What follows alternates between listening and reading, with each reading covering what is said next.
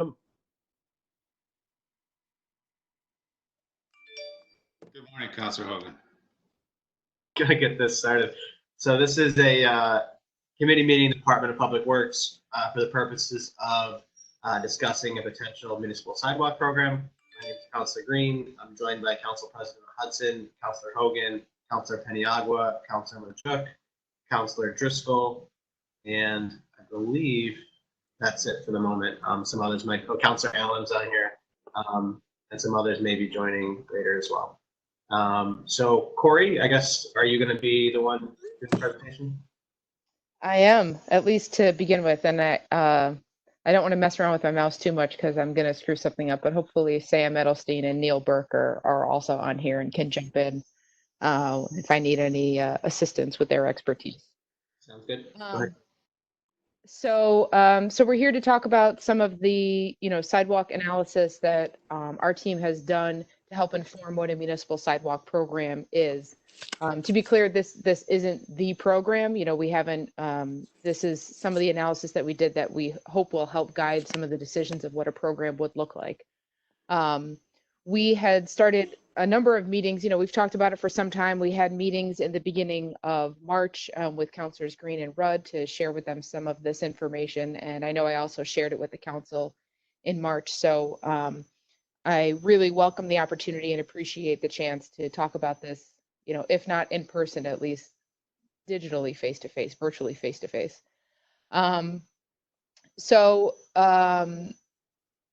I guess I'll just start with also, as we move forward with whatever a program would look like, we want to work with the council. This is obviously a priority for the council, as was mentioned when the legislative priorities were outlined by the council, that the way we do sidewalks in our sidewalk program needs to be revised. It's something that the mayor has talked about as well. So we're really hoping that this can be a partnership in terms of how this program is going to end up looking in the end.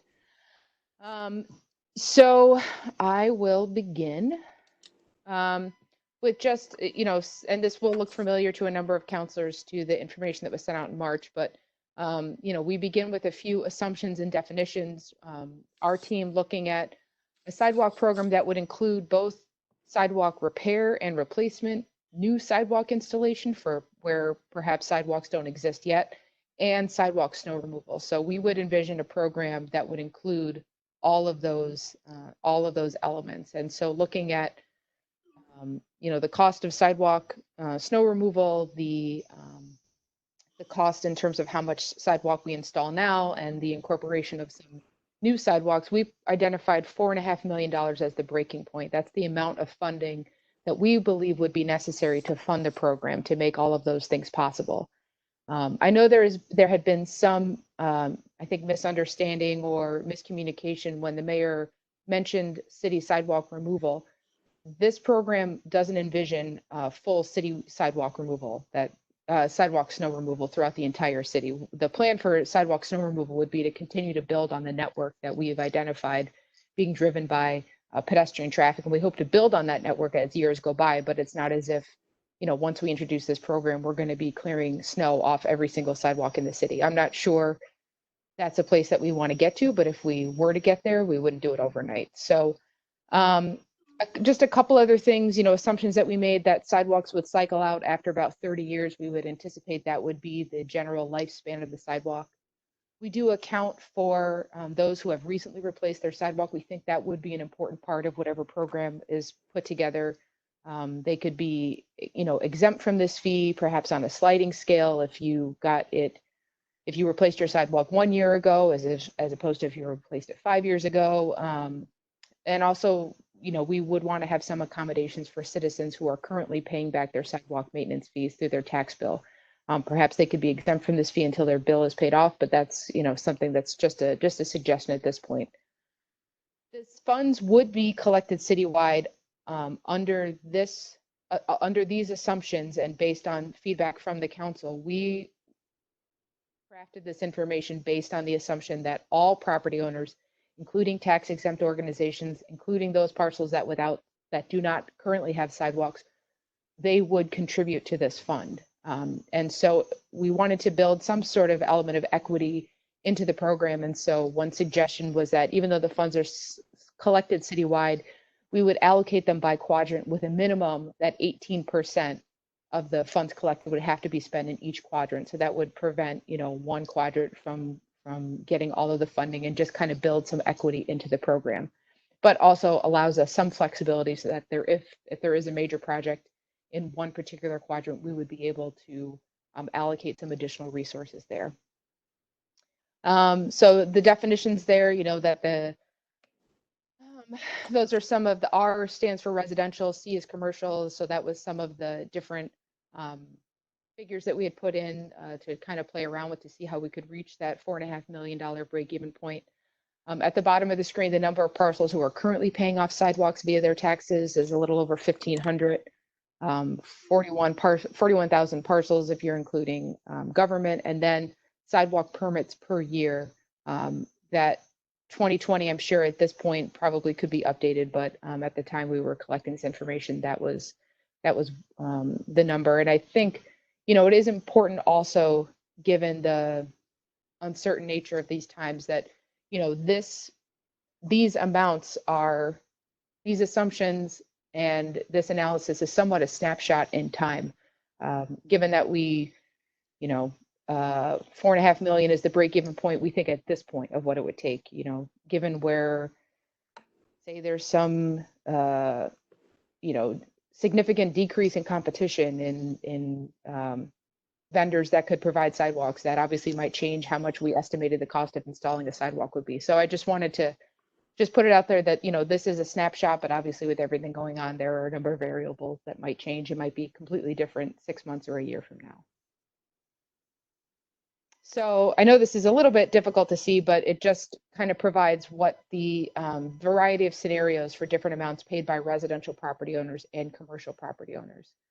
Some of the municipalities that we've looked at have programs with formulas that calculate it based on, maybe the square footage of the building or the linear feet of the sidewalk. What we're proposing is a flat fee. That's what this analysis provides, a flat fee, one for all residential and one for all commercial or non-residential properties. We think that in terms of our staff, this approach would be easier to administer, and then also easier to explain to residents, particularly if the idea here is that this program would work under the argument that sidewalks are a public good, and so and that everybody uses them, and it's not just about who owns the sidewalk. And so by having it be a flat fee, whether you have a long sidewalk or a small sidewalk, if the city were to take this over, take over the maintenance of sidewalks, it's all the same sidewalk. And so we took that approach, which moved us away from charging by a linear feet. So Councillor Rudd in particular had expressed a desire to keep the cost for residential property owners below $100. And so based on this analysis, the recommendation would be that residential property owners would pay $95 per parcel and commercial or non-residential would pay $300 per parcel. So that's per year. So that's where we landed based on kind of those parameters that were provided by feedback from the council. This slide just highlights some of the, the top 20 parcels and property owners that have the most linear feet of sidewalk in the city. And I think this is helpful in somewhat to anticipate some unintended consequences. We initially were thinking of, in terms of non-residential properties, we thought of universities and colleges, and certainly they are high up on the list. But as you can see here, some of the, one of the top ones is cemeteries. That cemeteries also have a lot of sidewalks, and so they're not quite in the same category in terms of generating revenue, or they aren't necessarily in the same financial situation as some of the other non-residential property owners that have properties with a lot of sidewalks. And then it provides kind of total frontage, average frontage, and median frontage for just for some background.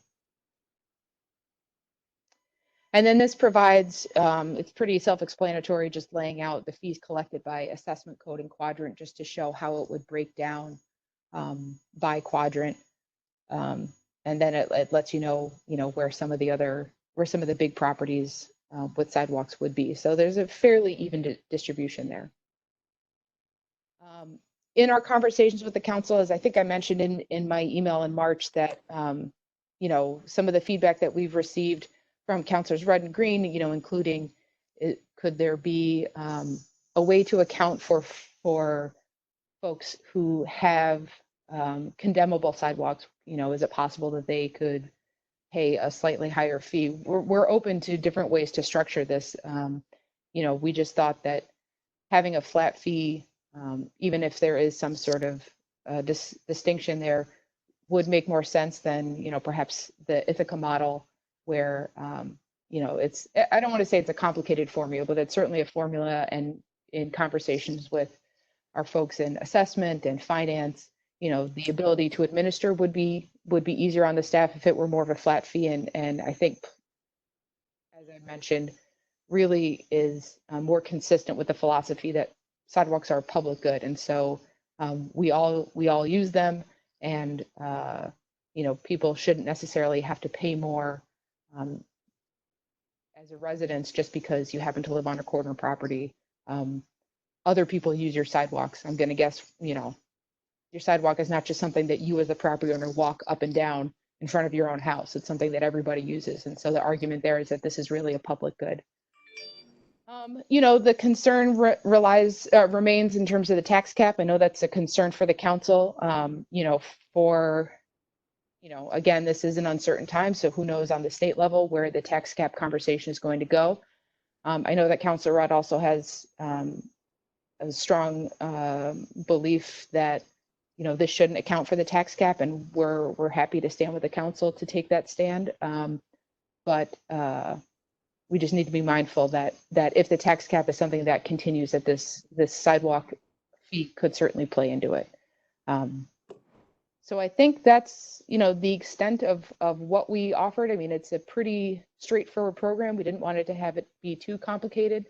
Some of the other items that we discussed was also whether or not for some of these large property owners, the ones that are really significant, whether or not there should be some distinction for them, some sort of threshold. But that's about as far as we got. And so, really what we're looking for from this meeting is feedback from the council in terms of, are we moving in the right direction?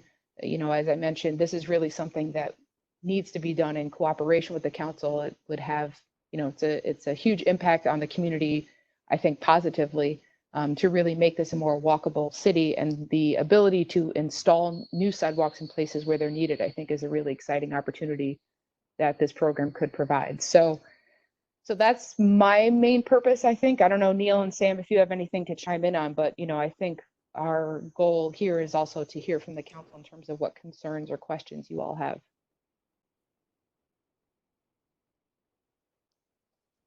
Okay. Any questions from councilors? Yep, I have one. Go ahead, Jennifer.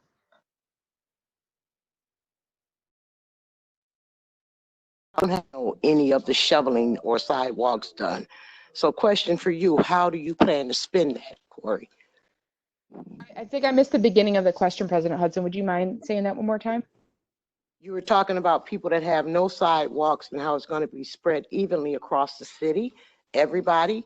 So how do you spend the fact, because I didn't have sidewalks, so how do you spend that to these folks that they're paying for sidewalks that they don't have? Mm-hmm. Well, I think the program is based on the argument that sidewalks are a public good. And so similar to roads that, that we pay for, even if you never leave your house, even if you don't have a car, that sidewalks are something that everybody uses. We want to have a more walkable city. And so the idea would be that even though you may not have a sidewalk right in front of your house, you use sidewalks in the city. You benefit from having walkable, safe sidewalks that are shoveled by being,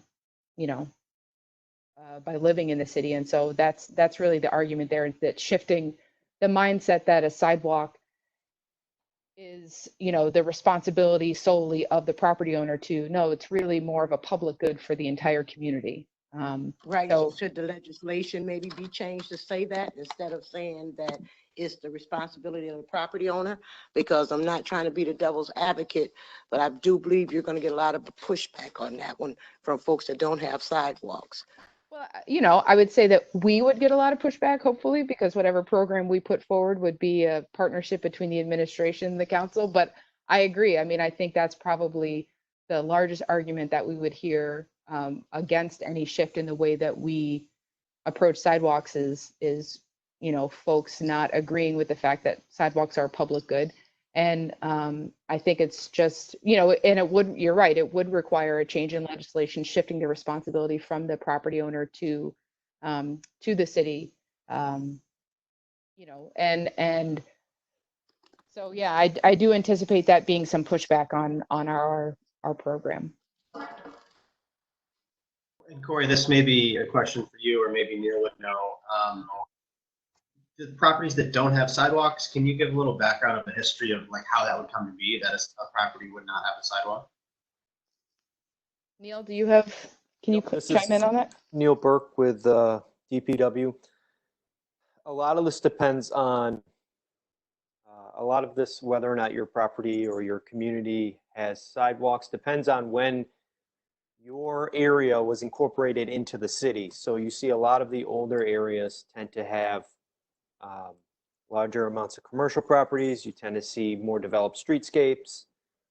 Those areas that were incorporated much later in the process, in the 30s, 40s, 50s, those places weren't built with sidewalks. You look at something like a Winkworth, which might have been one of the last places to be incorporated into the city. The roads were laid out, they were designed as such that wasn't part of the process at that point. We've sort of come full circle here now where the goal is to have sidewalks on every street. We're justified on having sidewalks on both sides of every street via state backing, via backing through research with our partners at the MPO, SMTC. So we are, again, we've come full circle. At one point, there weren't sidewalks in some of these areas, but the goal here is to get to what Corey was mentioning, a walkable city, and one in which sidewalks are truly treated as a public good. So part of the idea, like if you're in this program, you may currently not have a sidewalk, but there's going to be areas where we would envision adding sidewalks. Is that correct? Absolutely. We know there are gaps in the network. Some of them are very visible. You can see the desire lines worn down in the grass, and that's absolutely something that we're taking into account here. We're not going to go out and build sidewalks on every street that doesn't have a sidewalk right away, but we're going to take a holistic look at this. Absolutely. I'm sorry, this is Commissioner Paniagua. How do you select which areas will be first? What's the criteria? When I say commissioner, I mean counselor. That's okay. That was my I past wasn't going to correct you. I think we were going to let that one go. I just realized it just right now. I can keep going here, and Corey, feel free to jump in and stop me at any point. So in terms of selecting a starting point, we have something to hang our hats on now, which is the current snow removal program. There is a number of different ways, a number of different areas in which we could start. We have a lot of sidewalks that are in poor condition. We have a lot of sidewalks that need replacement now.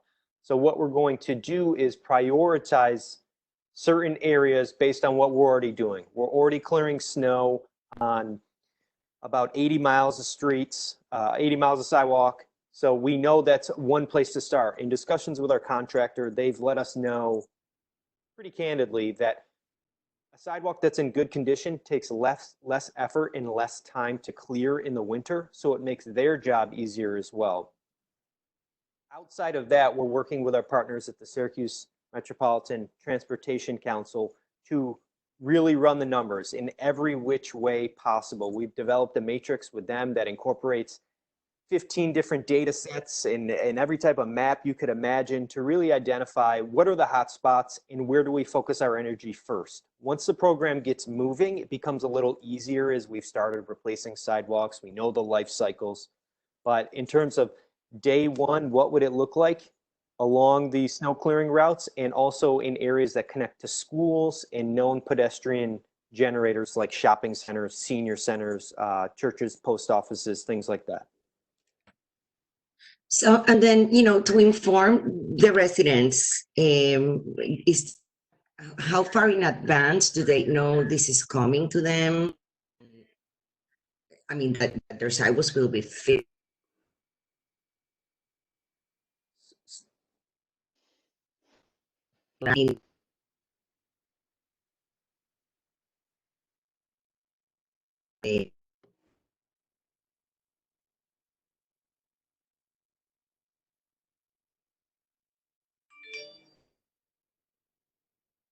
Sorry, Counselor, you're cutting in and out. I think the idea would be, right now, folks generally find out that they're going to need to replace their sidewalk because they get a condemnation notice from DPW.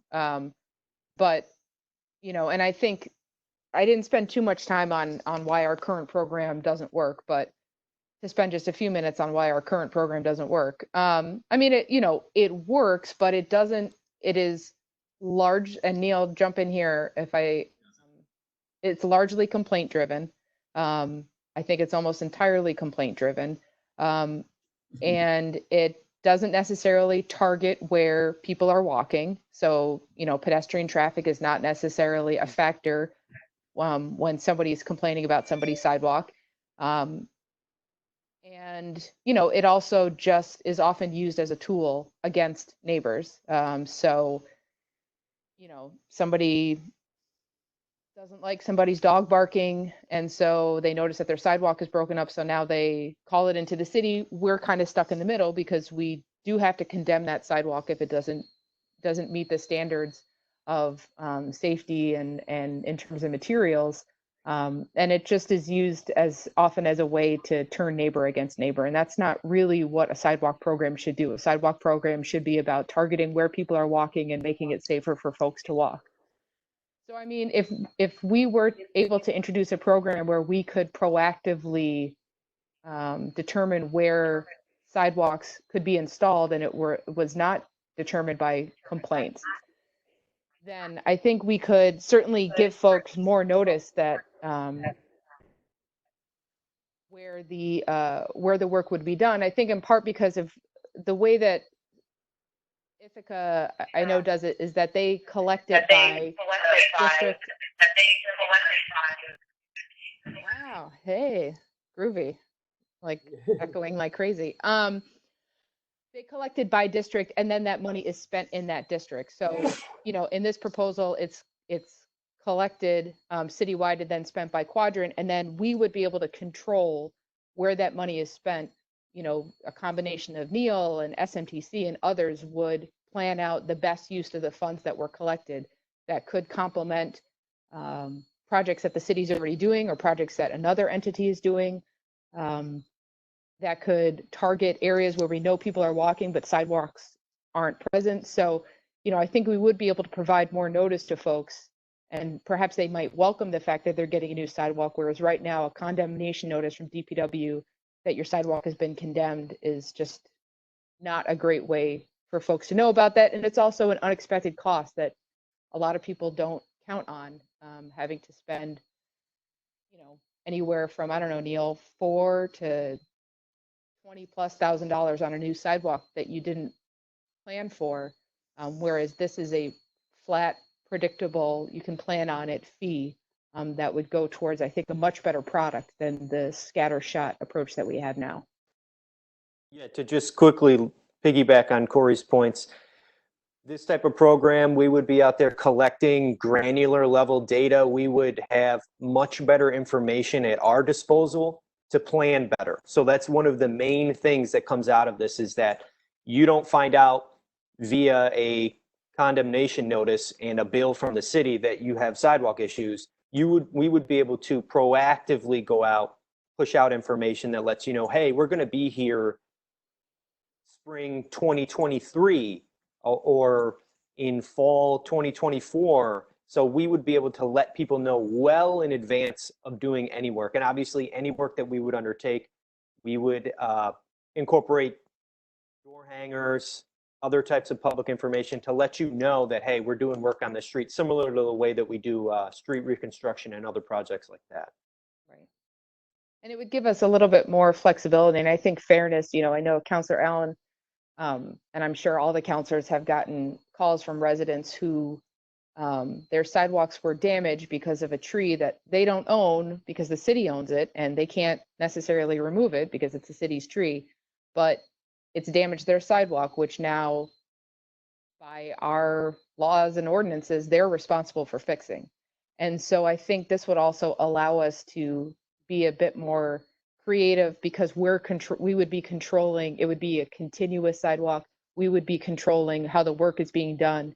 You know, could we use different materials? Could we get more creative in the ways that we integrate with trees, you know, because often the solution is either we'll take the tree down, which we often don't want to do because they're an asset to a neighborhood, or just put in the sidewalk and let's cross our fingers that the tree doesn't come back through the sidewalk again and while you own the house so that you have to pay for it again, you know, which is just not a great solution. And so I think by us controlling our sidewalk destiny a little bit more, I think we can deliver a much better product for residents. Councilor Green, this is Councilor Majoka. I got a couple of questions. Go ahead. So Corey, when you said that we are going to charge a resident $95, what is that? Is that a year? Is that every 3 months? What is that? Yeah, that would be the annual charge. So it would be for residents, it would be 90. I mean, and again, this is just based on, you know, feedback that we got from the council based on the analysis that we did. It's, you know, none of this is written in stone. This is just based on the information that we've been working on, that you could craft a program that where residents would pay $95 a year, commercial or non-residential would pay $300 a year. And we believe that would be sufficient to fund a program that would, you know, that would provide those services of replacement, repair, new sidewalks, and sidewalk snow removal. And how would this obviously would be added to their taxes? Mm-hmm. Yes. Okay. I'm gonna let you know, Corey. I live, you know, especially the area I live in. A lot of streets don't have sidewalks. You said earlier, Winkworth. Winkworth is one of them. Elmwood here, where I live, there are no sidewalks. I don't know what is another justification beside it just being public good. That what do you have any other justification for adding extra $100 to? I mean, extra $95 to somebody taxes. Even Elmwood, where some of the houses on the edge don't, but people often walk toward. You want to walk towards South Ave. Like there was a Save the Rain project on I think Fairfield last year, and it redid a long strip of sidewalk, and it's probably looking sidewalk in Elmwood because they actually fixed it for like a block, maybe 2 blocks. And it makes it so you could actually Fairfield. walk. Yeah, you're talking about Fairfield, right? I Yeah. saw that. That's what would be possible citywide if we had this type of thing. So like Right. I had just gone to Lodi to listen to somebody complain about having their driveway essentially for blacktop instead of, even though it's not a trip hazard. But all the properties next to him are all crazy looking. Like none of the sidewalks are good. Like in theory, we need to replace 5 blocks of sidewalks at once in a lot of the city. A lot better, and we get better cost estimates if we're doing it ourselves. So instead of having each person do 40 feet, we have the city bidding to do 500 feet, and you get better prices and and then we can make better rational decisions. But I think it would be valuable even for you, like on Mitchell Ave. Like I really do think there is this argument that Corey is sort of making in a very half-hearted way at the moment. that, What? that, You, like, you it want is me to a get more public fired benefit up? for everybody. If you have feet, then this is good for you. Like, it doesn't matter that your sidewalk is not in front of your house. You live in a city that's walkable, and that has value, and we believe in it, and it's going to make the neighborhoods more stable, more vital, more, like, people are going to be more willing to stop and walk around, and that should be good for everybody. I think it's because we're not in person, Corey. I know you'd be bringing the energy at a different level. Well, I mean, this is a partnership between the administration and the council. I know, I bring half the heart, and then you complete it so that, together we make a really passionate argument for why this makes sense. Together we're like Darth Vader. Like, it's like I just think that charging everybody the same price, I think is unfair. I just think it's unfair. Why would it be fair if I live in front of if I have a corner house with a really long sidewalk, I don't ever walk, just drive everywhere. But all the kids in school walk around my corner lot all day long. Why do I have to pay for the sidewalk and not the parents of the kids everybody else? I'm just looking at it from a perspective of those who do not have sidewalk, Tim, and having them pay for something that have no value to them. Well, I Oh, would go really ahead. disagree with that there's no value, right? I mean, I think, yes, it's true. Like, I have a sidewalk in front of my house, but it's not like I just do pacing back and forth in front of my personal sidewalk. It's a sidewalk for everyone in my neighborhood that walks around. And the other aspect of it, Tim said, Councilor Rudd said, it's for anyone that walks, and that's true. But then let's also remember people with disabilities that, if you're in a wheelchair and we're just asking people in those neighborhoods to get around by using a wheelchair in the street in the winter, you're basically making those neighborhoods totally inaccessible for them, totally, right? So by having those neighborhoods that don't have sidewalks, we're basically taking an entire slice of the community and saying, you pretty much can't live here. So, I mean, I think I do really strongly feel that we need to view sidewalks as a public good instead of, a personal piece of property that's in front of my house. And I know that's a philosophical thing, and I can understand that if you, are going to be starting to pay for something that you're not used to, that it's very natural to say, that you don't like that. But I do think in the long term, it's like strongly in the best interest of the community. I think another great example is schools. I mean, we pay how much of our tax money goes to schools, and a lot of us don't have kids. I don't have kids, and I pay a lot of tax money. A lot of that goes to the school district. Now, I'm not benefiting from all the money I give to the school district directly. Indirectly, there's smarter kids out there, and we have a better society. And I think that the same argument can be made for sidewalks. We'll have a better city. It'll be better. It helps everyone, but so I just wanted to add that one because that's a bigger example of what percentage of the population isn't benefiting from paying into school districts, but directly. But they do it because it's better for everyone. And I see that, councilors. I see that, and public good. The part of the reason why we pay taxes because it's public good, right?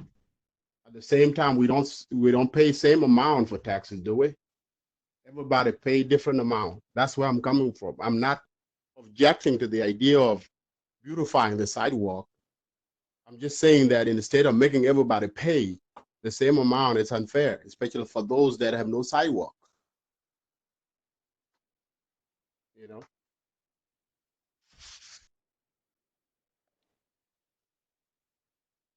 Other questions from councilors? Yes, I have some. So Neil, it's as far as this whole sidewalk program, does it envision it's just you and the sidewalk inspector going to handle the whole city? How's this going to work management wise? I know you can going to bring you on to work nights. Well, good. Okay, I got nothing to do. If you break to go to a few neighborhood meetings every once in a while.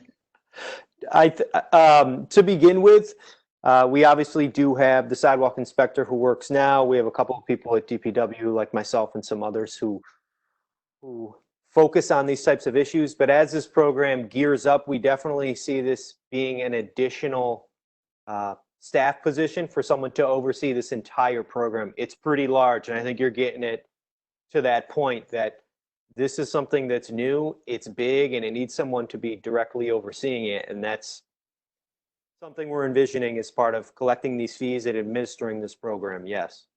So, I mean, not to argue with Councilor Rudd and his $95 limit, but are we going to be charging each resident enough money to cover the cost of the program? Well, we've, As far as management goes, are we going to have a nice, I mean, we're going to be able to handle it because you're going to need more than 2 people to run this thing. we've really taken the approach that we found our break-even number. There's a little bit of flex there. Whether or not that could incorporate a whole new fleet of sidewalk inspectors and project coordinators, I don't think it could. But if there's appetite to, say, work on staffing levels or rearrange some things, I'm sure that the Public Works Commissioner, as well as the administration, is absolutely on board with having those discussions. And with that, I'm going to turn it back over to Corey before I say something I shouldn't. No, I mean, I think what we've also talked about is including in the legislation some sort of report that the commissioner of DPW would need to provide annually to the council to give some sort of update in terms of, how much sidewalk we were able to do, what some of the challenges are for the program, so that it's not just a program that passes and, $95 initially is enough, and then it just stays there for the next 14 years. And then DPW comes back and says, that was never, we stopped being able to do a lot more sidewalks 7 years ago, but we just didn't ask for any. I mean, we need to work in some sort of way so that there's an assessment annually of this program. I know that, Ithaca realized, I don't know, Neil, a couple years into their program that the cost of concrete and some of their materials had been much more significant than they anticipated. And so, they produced a report for their council that laid out exactly, how much they were able to do in the first year, how much they were able to do in the subsequent year, what some of the challenges were. And so, what we talked about was incorporating that into this legislation so that there is this level of, transparency and accountability in terms of, let's assess each year, is $95 enough? And at what point, do we need to look at that, since often a lot of our fees, there isn't a built-in way to assess whether or not that's still enough to, cover the costs. And so our fees stay exactly the same until somebody raises a flag, and by that time it's often too late, and the jump is so significant that it's hard to catch up. So I mean, that's something that we had discussed, Counselor, to make sure that the council and the administration, the public, has a finger on the pulse of how effective this program is being, so to work that accountability into the legislation. And not to argue with Neil's interpretation of the history of sidewalks in the city of Syracuse, but it seems to me that the determinant, or at least the city, when a lot of those areas were incorporated, was each block got a choice of whether to have sidewalks or not. I'll give you like Myrtle Avenue up on Tipperary Hill, where there's 3 blocks going south into Passes Field. They're all got sidewalks, but the last block doesn't have a sidewalks because the inhabitants of that block decided not to vote down the sidewalks to remain an unimproved street. We have sweeping charge. We charge sweeping fees for curbs and slurry fees for unimproved streets, right? So we're going to have to is that going to be, and we're going to need some sort of charter change to unimproved and improved, or how's that going to work? I mean, go ahead. As it relates to unimproved and improved, the majority of that relates to curbing, which impacts drainage structures and everything else. So that's where the major pieces of unimproved versus improved are. There's a number of unimproved streets that have sidewalks. And so this wouldn't really need to adjust any of that. I think if that's a conversation that you want to open, it's a can of worms, but I think well, somebody's going to open it, Neil. I mean, I'm just making sure that I mean, we have to be aligned as far as what an improved street is. If it's, Sure. I know I mean, the street I cited doesn't have curbs, but it has some of the blocks have sidewalks. I think I mean, we all know it's been sort of like a haphazard way of doing things, and I'm not against, sidewalks in any way, shape, or form. I just want to make sure we can manage this right. Like, Winkworth, we mentioned Winkworth, but I don't know what the sidewalk situation per se up there, but I know there's a lot of, area that doesn't have sidewalks. As is like what, 30% of the city doesn't have sidewalks or something, right? Yeah. So, I mean, you're going to have to, I think the way to manage it, we're going to have to have special neighborhood meetings regarding this. And obviously Corey will handle all that, right, Corey? Oh, yeah, absolutely. Along with I'll the definitely, district counselors? yeah, as long, with the district counselors side by side. Okay. Yeah, I mean, Winkworth is a kind of an interesting example. So my parents live right on Winkworth Drive. And There's big no Hogan signs up there for Winkworth. No Hogan's allowed. So the side of the street there has a sidewalk. The other side of the street doesn't. And almost none of the other streets there have sidewalks. And if you were to stay in their front yard, you'll see about 5 people every half hour walk by. The entire neighborhood walks by on their sidewalk. It's where they all get their exercise. They go back and forth all day. So the notion that it's their sidewalk is just not true. It's the entire neighborhood sidewalk. They use it all the time to walk. So I think it is an interesting way to look at it where it's, yeah, it's true. Some of those houses don't have sidewalks in front of their house. They walk around the neighborhood all the time on the sidewalk. So it's just something to think about. Oh, I agree with you, and I'm all in favor of walking. And I love the point too. I mean, ADA standards and allowing, our folks who have disabilities to be able to enjoy a nice summer afternoon without having to go in the street too, or in the wintertime being able to get around. So, but I do understand where Councilor Majuk's coming from as far as like, some of our, it's sort of, I don't know if I can go along with the working class neighborhoods of the city paying the same amount as some of the Winkworth Parkway folks. No offense to Right, Winkworth because the Parkway. people in the valley don't, a lot of the folks down in the valley area don't have sidewalks. So, but that's just been my little take on this whole conversation, period.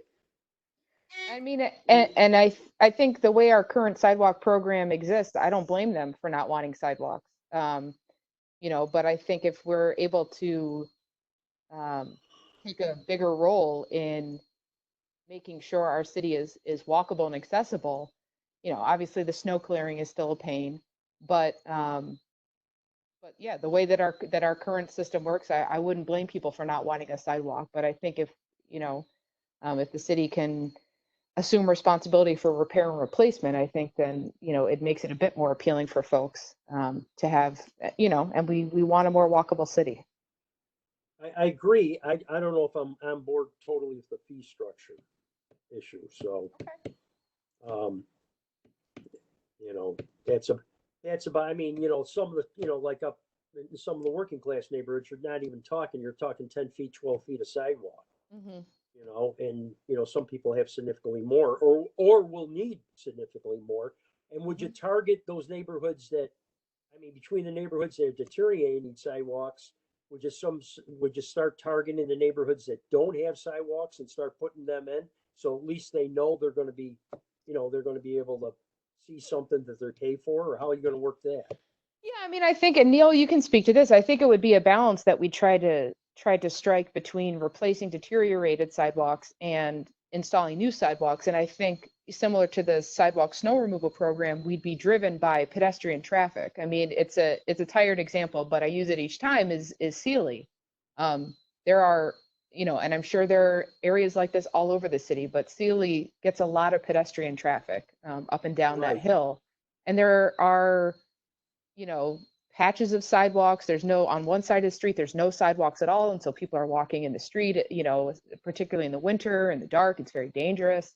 And so, I think we would be looking to strike a balance between replacing sidewalks that need to be replaced and looking at areas that could use some new sidewalks. Obviously, cost will be a factor. I would imagine it's going to be a significant cost to install sidewalks given the topography of Sealy, but Pedestrian traffic really needs to be where it's the most dangerous for pedestrians to be walking in the street, really needs to be the driving decision maker for our sidewalk program, similar to sidewalk snow removal, not who's complaining. And then that's not to discourage people from complaining. We do appreciate people letting us know where unsafe sidewalks are. I just don't know that the program we have now is moving the needle at all in making our city more walkable. And we have to be cognizant. I mean, I know up on the north side part of my council district, I just got a call from somebody who, he got one of Neil's people visited him regarding, and Jeremy's people visited him regarding a sidewalk on Park Street that the neighborhood's been putting a lot of pressure on us to address that problem, because the large amount of immigrant population that has jobs that need them to access pedestrian-wise Park Street. So if we do one block of Park Street, we say this guy needs a sidewalk, just like Councilor Rudd said, we got to go all the way down Park Street and do the same thing. We can't pick and choose. We got to take care of whole streets at a time. Right. Especially like Park Street, where you have very dangerous situations from people who need to access jobs, and the only way they have to get it is by foot. And they need to I'm all agreeable, but we have to really, this is going to be a management issue right here for me. So. No doubt. And Neil, maybe you can speak a little bit to the repair options that we would have if we were, which is not, it's not currently an option, but if we were to run the program, if the city were to run the program, what the options would be in terms of repairing. And let's not forget that sidewalk under Fayette Street Bridge there, Neil. Don't worry. Okay, God bless you. It's on the list. So at the top of the list, Jimmy and Larry. Okay, well, always. So it's hard to imagine what a new sidewalk program will look like, I think, for a lot of us, because we're used to the current model, which is parcel by parcel, flat 5 foot by 5 foot flag by flag. This is going to, one, expand our toolbox. So right now, we don't have a lot of options on the table. It's repair or replace. And those are essentially the same things. If the sidewalk flag is cracked via a street tree route, we take the tree out and we replace the flag. There are other options available to us. If the slab is not leveled, there are ways in which we can level it or grind it down or get more useful life out of it. Those things are not on the table for us right now. They would open up with the city taking on that maintenance. We would have a wide array of new tools to stretch our dollars as far as we possibly can. So that's really the first half of it. The second half of it is, again, we're thinking parcel by parcel here. As we look at our quantitative data and we pull in some of that qualitative, some of the anecdotal of knowing, okay, we know folks need to get to the regional market.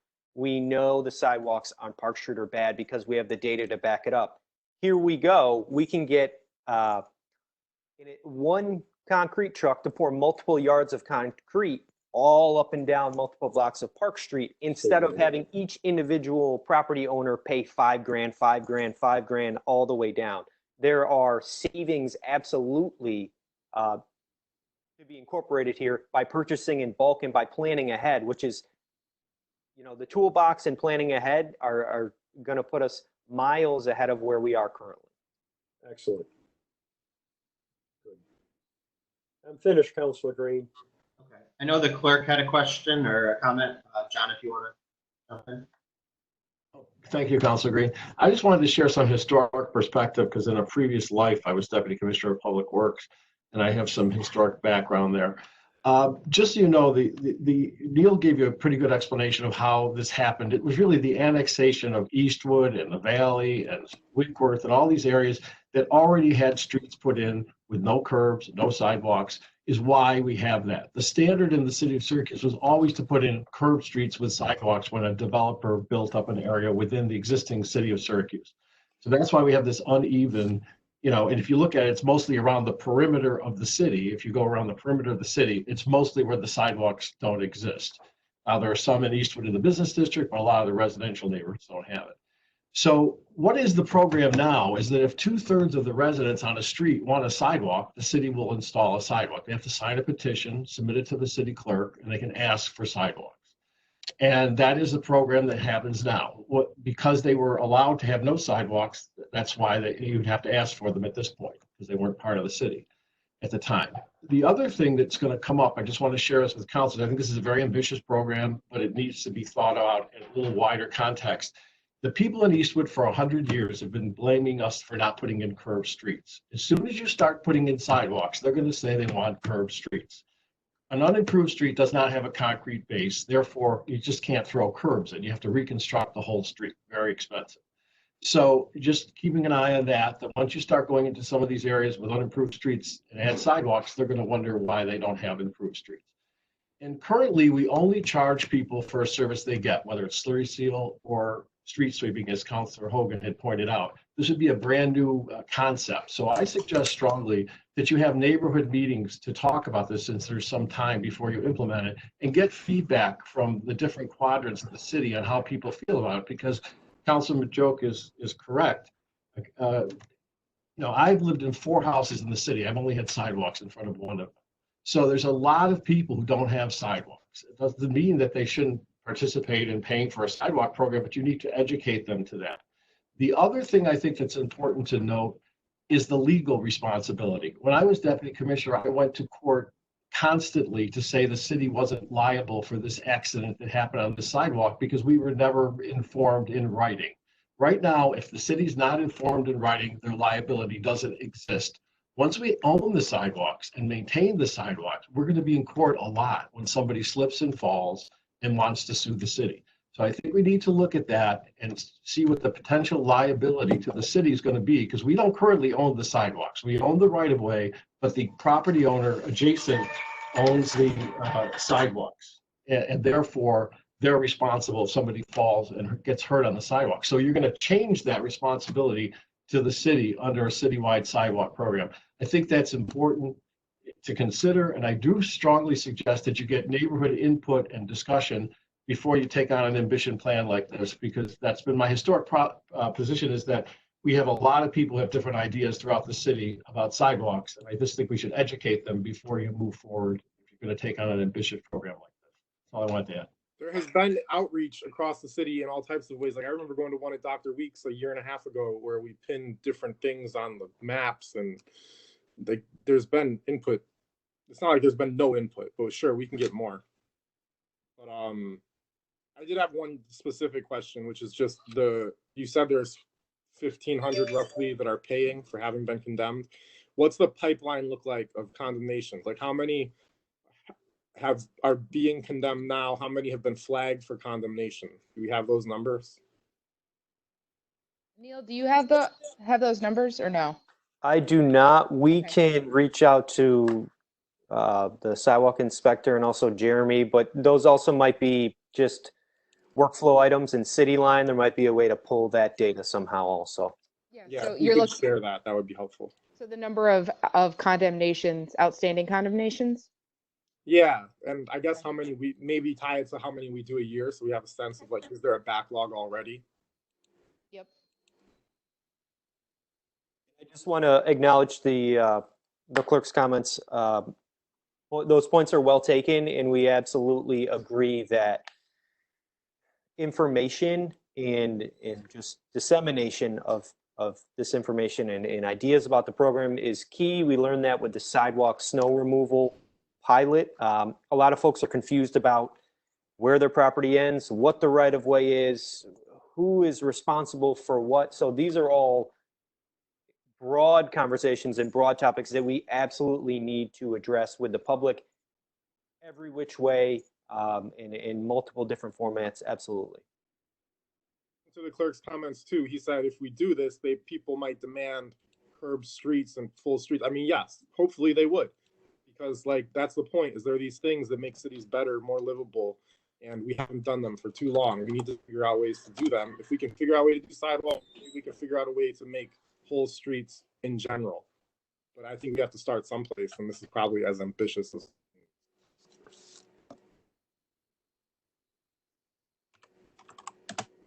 Other Questions from councilors? Just one other point. I just wanted to point out, recent history has become a problem where, as Corey explained earlier, neighbors were calling into neighbors and all that. Prior to the minor administration, we had sidewalk inspectors, and generally they were the ones who condemned the sidewalks. We weren't getting a lot of call-ins from neighbors. Then the minor administration decided to interpret the ADA rule that says that if a sidewalk isn't 5 feet, it could be condemned because it isn't 5 feet, even though historically our position was there were driveway openings so frequently that you could be exempted from the 5 foot. I don't think the rules changed. I think our interpretation of how to condemn sidewalks changed. That's when we got the backload of neighbors calling in neighbors, because when we're condemning sidewalks that were in reasonably good condition, the homeowner didn't understand it. They were just being condemned because they weren't 5 feet wide in some cases. They were then told to put it in, so they got angry, so they started calling in their neighbor.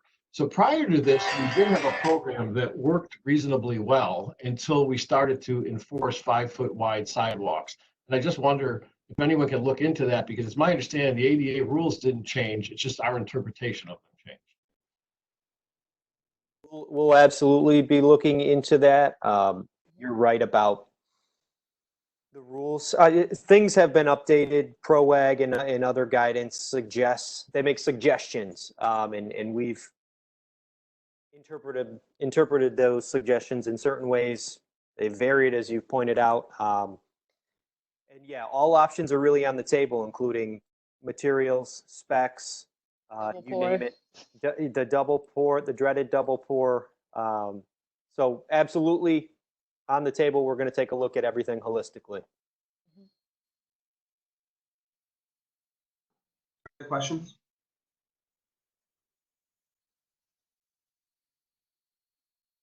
Michael, I don't think I've ever heard a DPW guy ever use holistically before.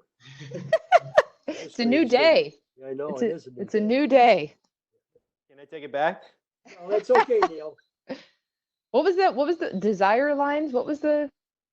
Yeah, the goat pads, the cow pads, and worn down in the grass. But what did you call it? What are they called? Desire lines, desire. I like that. where I'm people going to use wanna that. go.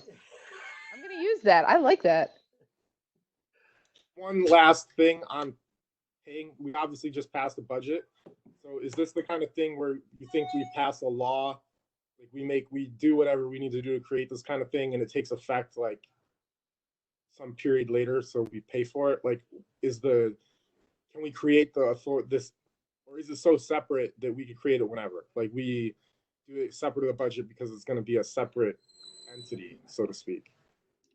You need to revise the whole city charter for the sidewalk program. The charter has to be revised, and then you'd have to come up with a new fee program, which I guess you have to get to go through the controller to determine whether he considers it raising taxes or not. So once that's determined, it's not considered raising taxes, then you could advance it any time through the year. But you need to get a sign off from the controller. Okay. If there's any other questions from councilors? Okay. I also just want to say, I know there's other people from the community that have been following this. So we're at an hour now, so I think we are at the end of time, but I do want feedback. I want this to be continual, feedback from the community. So definitely email me. I'd be happy to talk to any of you guys on the phone. My email is mgreen@syragov.net, and we can continue that feedback that way. So Corey and the team, thank you very much. I think Counselors. Great job. important discussion, so I really appreciate it. Thank Great you. job. Thank you, guys. Thanks. Have a good day.